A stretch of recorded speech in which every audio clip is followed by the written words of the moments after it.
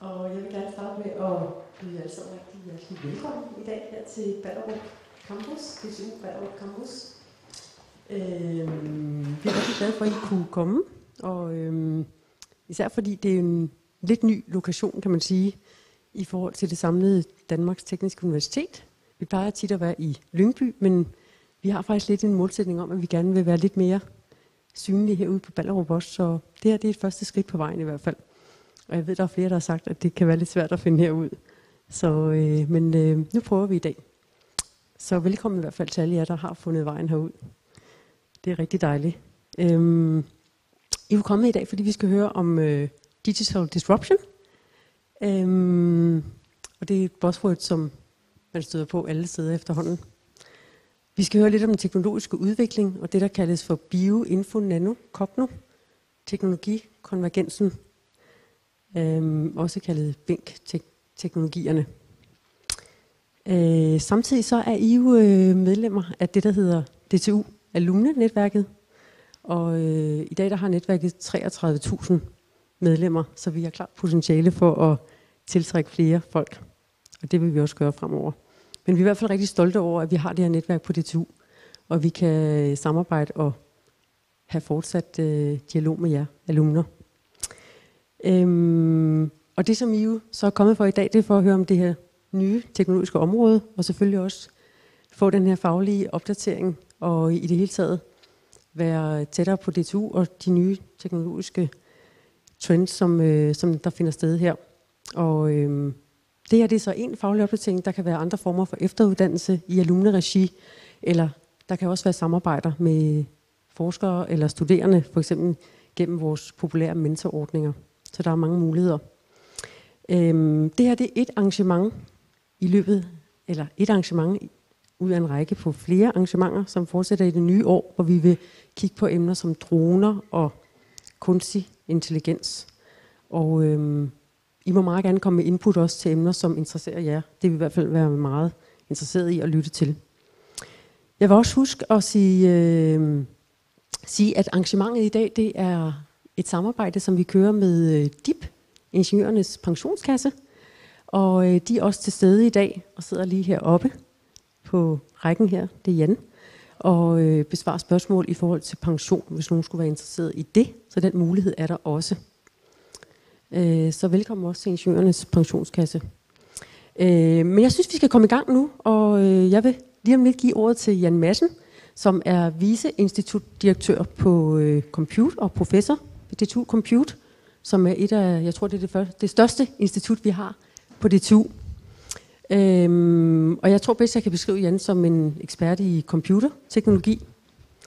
Og jeg har i hvert fald hørt, eller oplevet Jan tidligere ved et oplæg, som var rigtig spændende, så jeg håber også, at arrangementet bliver spændende i dag. Jeg ser i hvert fald frem til det. Planen er, at vi starter nu med Jan her, første del, og kører frem til cirka 10 minutter over 5. Så tager vi en pause der, omkring 15 minutter, hvor der er noget at drikke og lidt at spise. En lille snack, og så er der mulighed for os at netværke lidt og snakke på kryds og tværs.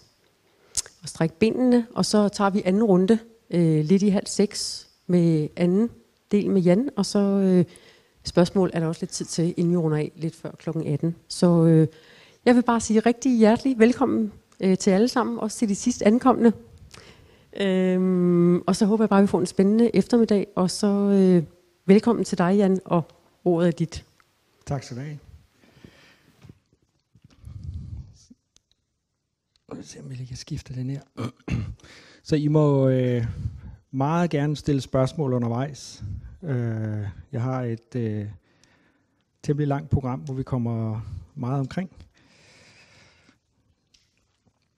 Og jeg tror, vi skal have slukket lidt ned for lyset her.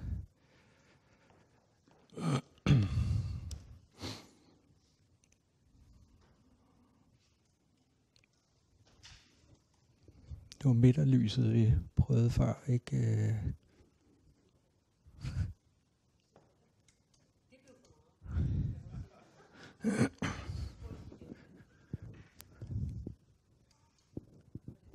Det duer slet ikke. Du havde det ude i siden for...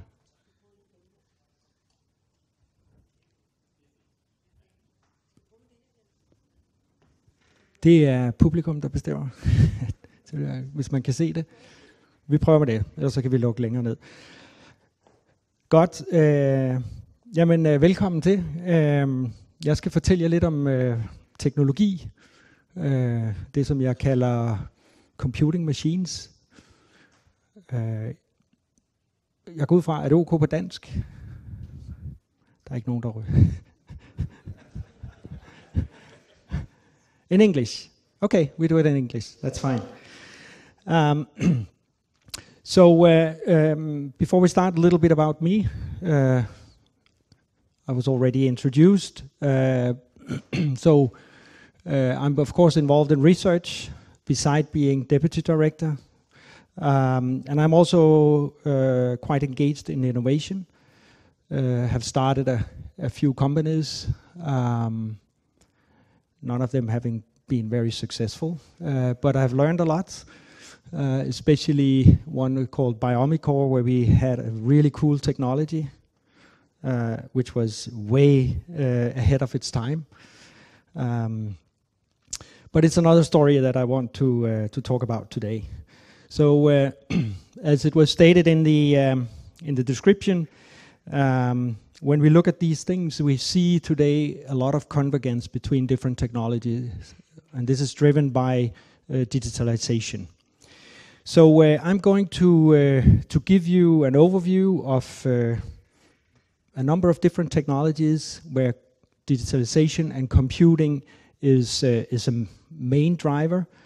And some of the things that I'm going to present to you would be probably extremely futuristic. But I just wanted to put this quote from William Gibson up that says that the future is already here, it's just not evenly distributed. And it means that all of the things that I'm presenting today is technologies that are working. Some of them in labs still, not in out in the real world. But let's see on this. So I have not really a clear understanding what your background is. So I'm going to start a little slow in part of computing machines and looking at this in relation to some of the buzzwords that we have today. So we have this big data where we put everything out in the cloud and do a lot of number crunching. And we have, in the other end, the sensor swarm. So a lot of sensors doing a lot of interesting stuff. And this is also what we is hyping today as the Internet of Things. And these are things that we are working on and are really interested in. And if we should try to explain a little bit about what this Internet of Things is, you could think of having these devices capturing data from the environment, measuring different things, and then transmitting this maybe via a mobile phone into the cloud.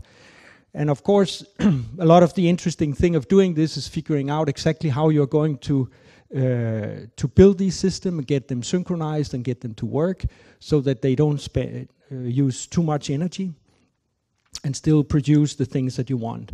When you have the data in the cloud, then you can do the number crunching, and you can get some condensed data out of this that you can transfer back, and then you can probably visualize that on your device. This is sort of like the definition of it. It's a let's just say slightly naive one, because a lot of the number crunching you can actually do very close to where you get the data, and I'll give some examples of this. But let's start out with this idea and this platform, and then try to look a little bit about the type of applications that we can work on. And I mentioned this Internet of Things as being something that is extremely interesting at the moment. It's really hyping, but it's not really new. There might be some of you in here that knows what were the first thing on the internet. Anyone have ideas of this? Coffee machine, yes. This one. It was a group at the University of Cambridge that back in 1991 put a webcam taking an image of their coffee machine so they could decide whether or not it was worth going to the kitchen to get coffee. And this is a little bit, it was very exciting at that point in time. You can also see the image was not, I mean, it was an advanced webcam at that time. But when we talk about these Internet of Things and so on, it's always a good idea to figure out, does it make sense? I mean, just connecting something to the net, what kind of value does it give you? And in this case, of course, it gives value because I can know whether or not there will be coffee if I go to the kitchen. So that, of course, has some value. I'm not sure how they solved figuring out if it was empty, who was going to get it filled up again. Now, of course, you can think of other things, and this has clearly happened. So you could think of substituting your coffee machine with a coffee cup, and you could put some chips in it that measures where it is, so you can find your cup, and you can have temperature and all of these kind of things, and you can track whatever you want to have, like the position, where is it located, and so on. And this is sort of like the hype that is now. Just put a chip in the thing and connect it to the net, and then it's part of this big evolution. Now, if you think about it, the coffee machine had some purpose. Putting the cup on the net, I'm not really sure. I mean, if I have a coffee cup and I have to take my phone up and trying to figure out whether it's cold or hot, I mean, I know that, right? Maybe I can get the exact temperature, but it doesn't make the coffee warm if it's cold. So it's really important to think about these issues. Now, why do I take this coffee cup? Well, if you search on the web, you would actually find that there is a lot of great ideas of doing cups on various Kickstarter, Indiegogo, and all of these. People getting this great, unique idea of actually putting a cup on the net. I think this is funny. I'm not really sure what the value of it is. So we tend to think about having small things that we can instrument and we can hook up to the net, but it doesn't have to be small. So you can also have the Internet of Big Things. And this is an example from Switzerland, where they have this problem that in the mountains they have cracks where you have permafrost, and over time this is melting and freezing again, sometimes when the temperature raises too high, and at some point it may be dangerous. So what they wanted to do was to try to figure out if they could instrument the mountain in a way that you could predict rock slide. So the idea was basically to put a chip in the mountain that measured things like temperature, humidity, location, and also some listening to the mountains. Apparently, they have some noisy behavior when they are getting close to having, one of these rock slides. So basically, you can monitor and you can look at what's going on, and at a certain point, you want to see that now it starts moving more. And maybe this is when you have to warn the small city or making sure that the road is not blocked. So it has a lot of value to do things, measure things, places where you haven't been able to measure before. And if you go and look at this website, you can still see what's going on. So if you go into this, you can see where these sensors are placed. You can point and click at them. You can get information about all the sensors, what kind of values they have over time. So in principle, it allows now researchers around the world that are interested in this problem to actually get access to this mountain or this range of mountains as a living lab where they can try to gain and develop theories out of how this is working. And this is something that is extremely interesting that we are seeing. So this is instrumenting, going and mount these devices on the sides of the mountains. We can of course also do things where we move things around. And this is another thing. This is a bus in Zurich. They have instrumented buses with pollution detection. So it's again instrumenting chip where it can measure different gases in the air.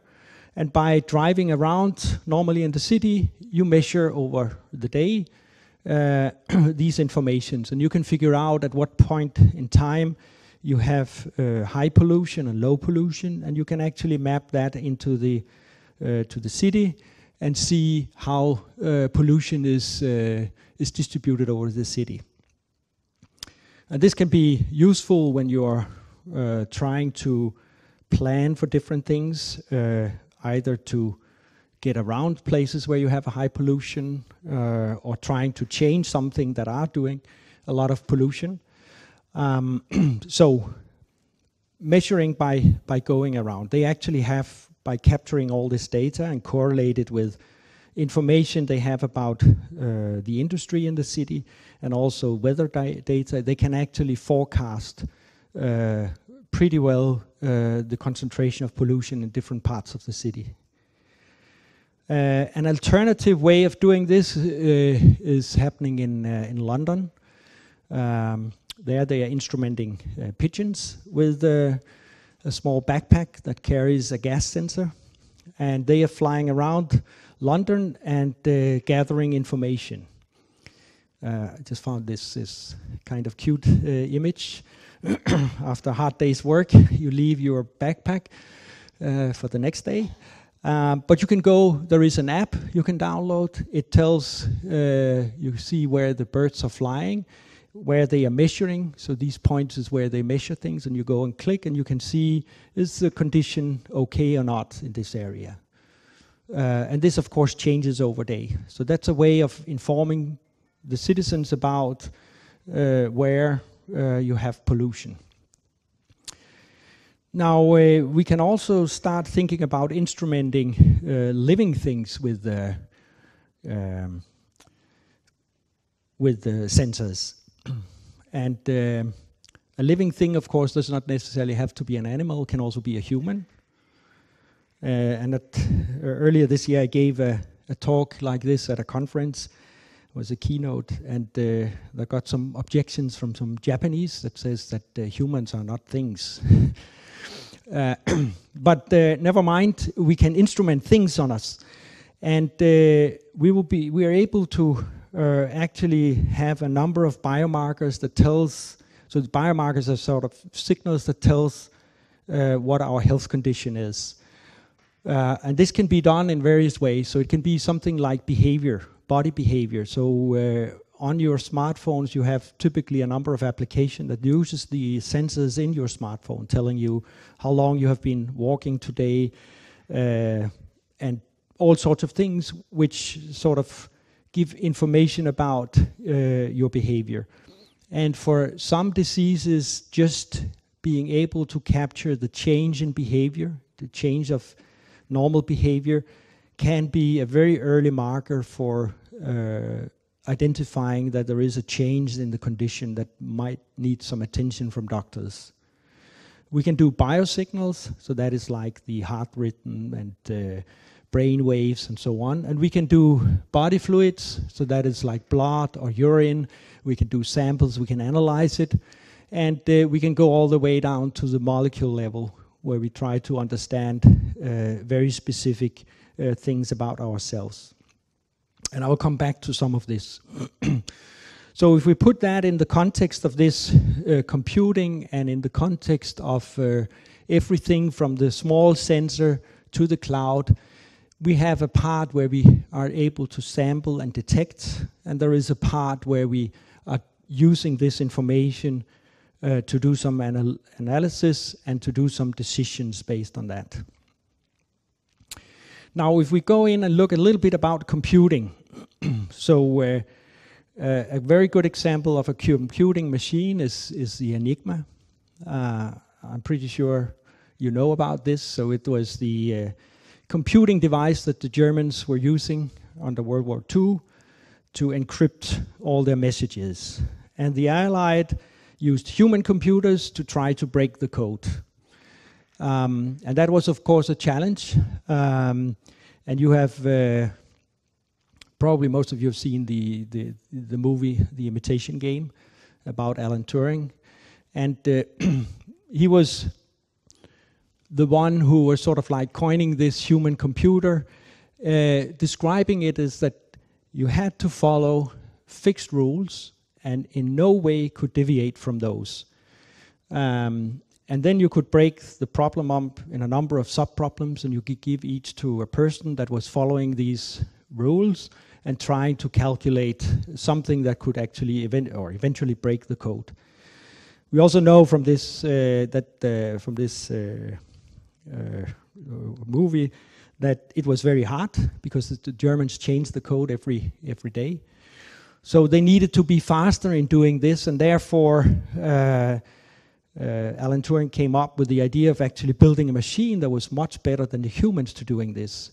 Has much more computing power, and this is was named the BINC machine. It's a sort of combination of mechanical and electrical machine, and the whole purpose of doing this was to be able to do this job faster in such a way that that could actually break the code within one day. Now, if we go back to this image of the different types of computation, no matter which part of this we are looking into, the basics of all of this is the transistor, is the chip inside. If we look into that one, trying to understand what is under the hood of this, we can see that inside a chip, the basic component is a transistor. And transistor is just like a switch. It's a switch that is controlled electrically. So if I have current flowing in the red one, I open up so that I can have current flowing between the two ends of the green one. If I have no one, I close it. So this is basically what it is. It's a switch that I can turn on and off. Now, that in itself is of course not so interesting, but I can put more of those together, building small logic components, and I can then keep on building bigger and bigger circuits out of this. Making a pattern, connecting all these chips, ending up in a rather complex chip, not to say extremely complex, and yet it doesn't take up very much space. So this is the Intel Atom processor. It has 50 million transistors on it, and it's not much bigger than a grain of rice. So we can do a lot of computation on a very, very small space today. And if you look at the biggest transistors in terms of, or transistor chips in terms of number of transistors, we're at the order of 20 billion transistors on a single die. And this is a really, really big number. Just to give it in perspective, it's like 1/10 of the stars that we have in our galaxy. So when engineers have to build these chips, deciding on putting transistors and connecting them to get these fantastic machines, there are no way they can do this by just handpicking and doing things. The only way you can do this is because you have computers that can help you do this, which is sort of like one of the interesting things of the whole computing history is that we have used computers to build even more powerful computers that then could build even more powerful computers again. So this has led to this Moore's law. Gordon Moore is the founder of Intel and was in it from the very start, from the first transistor, silicon transistor, up to, took like 30 years to get the first real computer. 2,300 transistors, not very much. It was only counting on 4-bit digits, but it could be programmed and it could actually execute programs. And then it took off, as you know, more and more, and being both smaller, faster, and cheaper. And all of these three combinations is what led us to what we have today with digitalization. Now, if we know a little bit about the machinery, we could start thinking about the algorithms. So what is it this machine should actually be able to do? And if we look at what an algorithm is, then it's actually a sequence of instructions that tells the computer exactly what it should do, right? So if we can define these instructions are precise, unambiguous, then we can get these computers to actually execute them. I mean, this was sort of the rule that Alan Turing also had, that you could not deviate. And if you have this, you can get the machine to run these programs. And this is what machines are extremely good at doing, exactly what they are told to do. So what kind of things can we do with algorithms? Well, the simplest possible algorithm you can think of is one that switches on and off a single transistor. That, of course, may not be so interesting, especially not if we have some billions of them.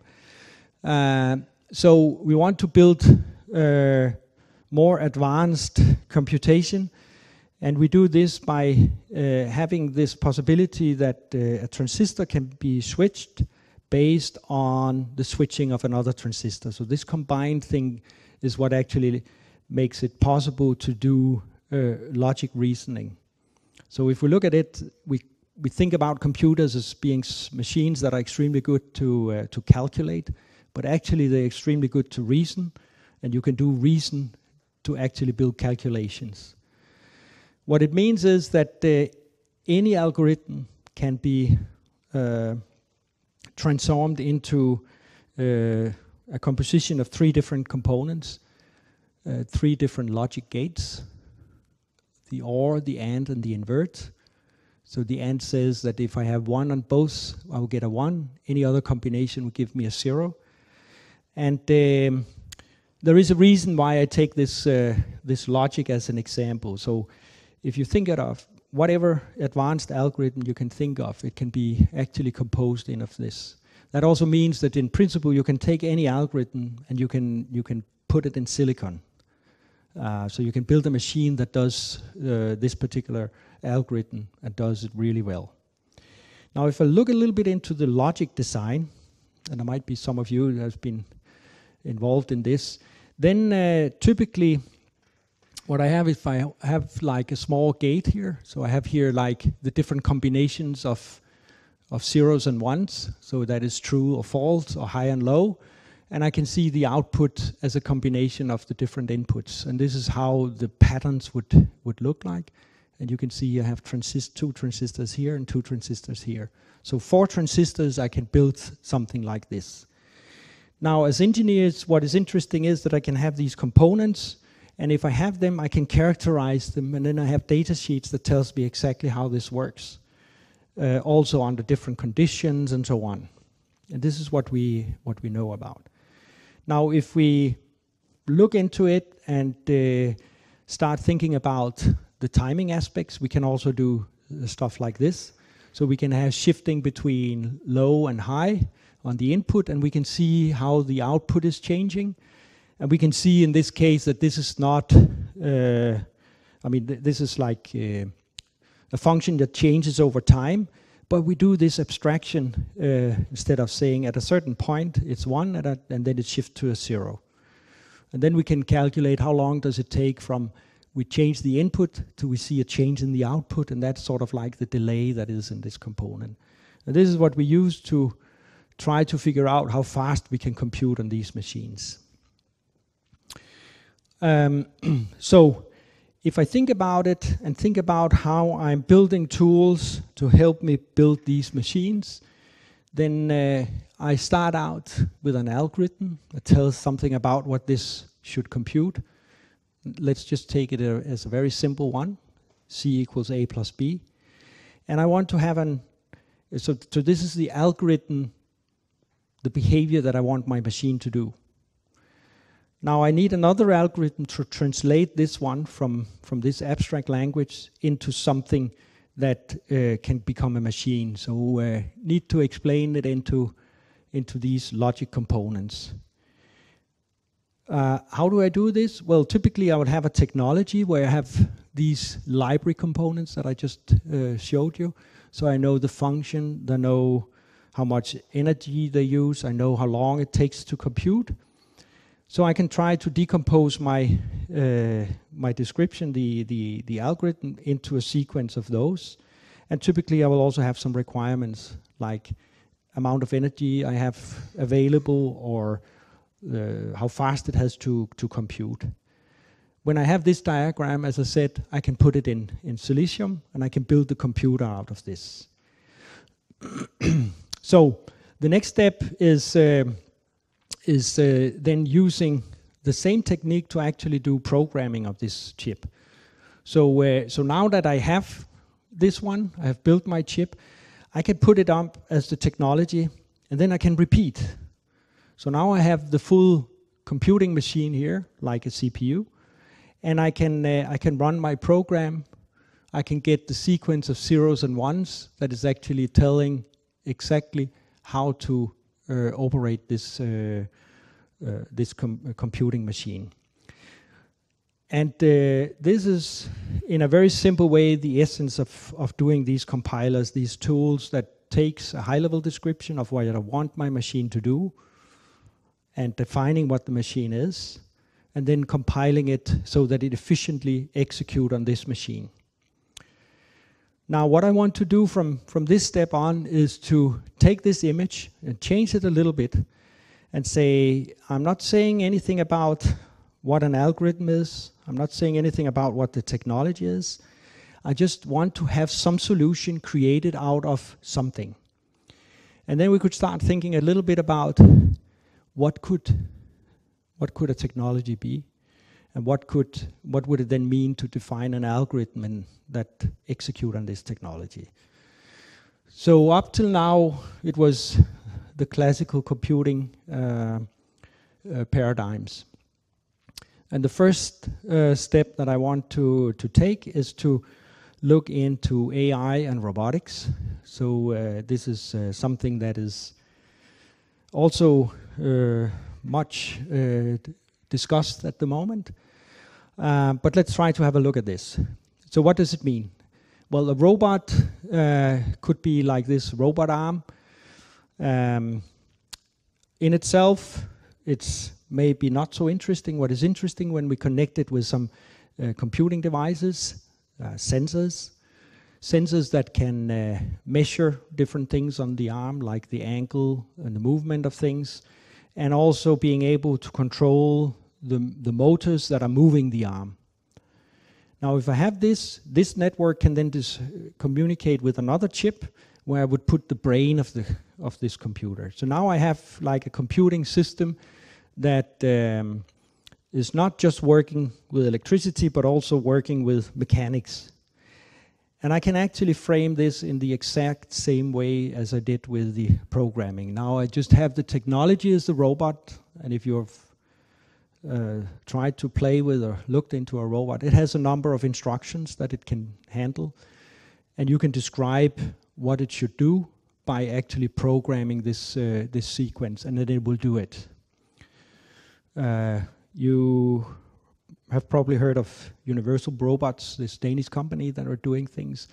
And they had a very clever way of programming. So instead of writing the program, you just took the arms and you move it around, and then it captures that as a sequence of operations, and then it can replay these things. So that's another way of programming, not by text, by doing. Now where comes the AI in? So until now I've said that computers are extremely good to do exactly what they are told to do. So the idea of this artificial intelligence was the idea of building computers that could actually act intelligently. And in this, one of the really fascinating thing is this machine learning. So that is an algorithm that actually learns from experience. So it may start out being something, but it can adapt itself to what it's doing. And this is extremely powerful. So we are now deviating from having an algorithm to be just exactly what you made it to. This one can actually evolve. And this can be used in many settings, and you probably heard about the self-driving cars or the robot cars. This is Google's idea of what a self-driving car will look like. It's a kind of cute little car. I think I would prefer a Tesla. But I'm pretty sure that the reason why they put it into this, it looks harmless. So maybe it's easier for people to embrace this technology, right? I think it's going to be a little bit frightening to step into a car and just tell it where to go, and then it takes off without any control. But as you probably also know, they have been running for quite some time. Not this exactly, but the prototypes, several million kilometers. So they, and in traffic, with pedestrians, with everything. And they are getting better and better in doing this. Not so long ago, like 10, 12 years ago, nobody believed that this would be able ever to do. DARPA had in 2004 one of their grand challenges, which was exactly this about self-driving. They did it in the desert, so nobody could get harmed. They had a track that ran for 250 kilometers, and there were around 20 teams that were signed up with cars. And in 2004, when the first competition were, nobody made it to the final. The one who got furthest got close to 12 kilometers from the beginning. Most of them crashed before getting out of the area where they started. And people said, yeah, you see, it doesn't work. You cannot do. Only humans can drive cars. This is much too complicated. 1 year later, 5 out of 23 made it all the way through, which is in just 1 year from being something like, this can never happen, to actually doing it. I mean, these things keeps on. And it's not just the cars of it. Today, the interesting things are those on humanoid robots. So that is robots that can find themselves around, just like the cars, and are expected to take part in like emergency situation, disaster areas, where it's very difficult to drive in. And I have this short video. You may or may not have seen it, but I think it gives a quite good idea about where the technology is today. So this is a humanoid robot that senses and acting on things and has computing power that measure what goes on, decide how to balance and so on. And if you look at it, this is something that is even difficult for us as humans walking in terrains like this.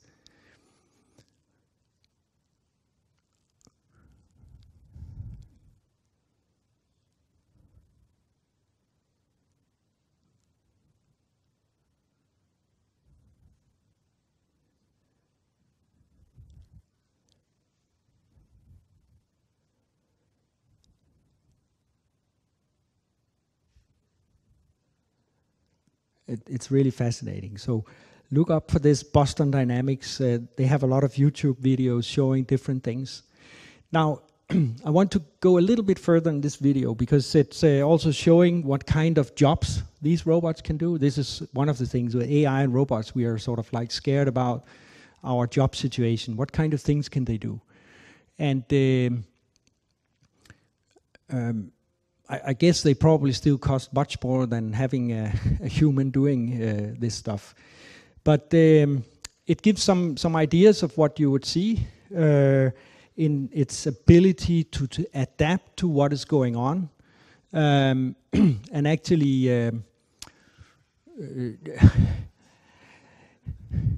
yeah, so you can start, I'm saying this, if these algorithms adapt, right? At one point it may get annoyed, and then you can start thinking about what it would do.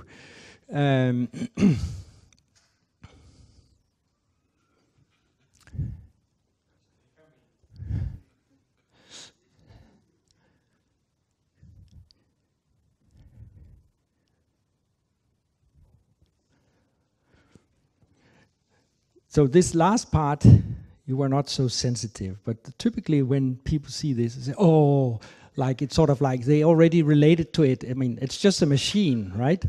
It's a machine, and then you start, oh, it's a pity. Why did they do this? So it also says something about how fast we actually adapt to these technologies and start linking them and resembling them with what we are doing. Now it's quite clear with autonomous cars and so on, there is a lot of jobs that are going to disappear. Drivers for various things. Now they can lift things, handle things. So we can think about all the type of jobs that are going to disappear. And robots can also be like programs in the computer. Some years ago there were a lot of writing about what kind of jobs they would take. And not so surprising, the journalists sort of wrote that there were clearly one type of jobs that could never be taken over. That was the journalists, because it required creativity and understanding and so on. And there are actually now algorithms that are extremely good at writing papers, especially articles about financial market and sports. If you read them, you would not be able to tell that this is not a really clever journalist doing this. Only the name of the one writing sounds a bit strange, and then you know it's a computer that has done this. It's an algorithm. But it's always easy to see things going on in other businesses. And we are engineers, we do research, and of course that cannot be taken over by robots, right? Well, maybe. This is Adam.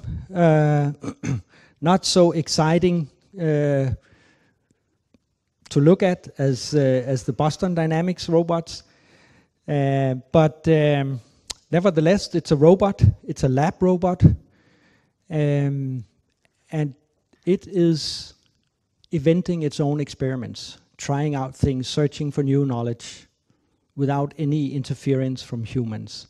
So it's maybe the first robot scientist. It's a little bit scary. It's from UK, so it is actually going around. It's just this big machinery, but trying to invent based on the learning experience it have, proposes things to try out in the lab, do it, and try to analyze these things and come up with new ideas of what to experiment with. And this is a little bit fascinating. So maybe even us scientists are doomed at some point. We never know. So I guess we are now at the point where we have this break, 15 minutes break. But maybe there are some questions or comments. Yeah. How can a robot adapt a football match and write about it? Because he has some experience to write down. So there is a lot of, I mean, how does the journalist do it? Well, some attend the match and look at it. Some get the data from the match and they write the article about it. And if you have the data, they can sort of build these things up. I don't know exactly how they are doing this. I mean, it's probably quite sophisticated, trained algorithms to do these kind of things. But it's required to get the data. I don't think there is like a humanoid robot that goes to a match and look for what's going on. But maybe at some point you would have something like this. Yeah? The last machine you showed, which field is it doing research in? It's in biochemistry. And I will come back after the break. We will start digging into the biochemical labs and see what kind of things we can do there. Because now we have been in the more classical computer science, mechanical start. Now we will go into to the bio stuff and try to look at what digitalization is actually meaning there, what kind of things we can do. Okay, if no more questions, then let's have the break. Yeah.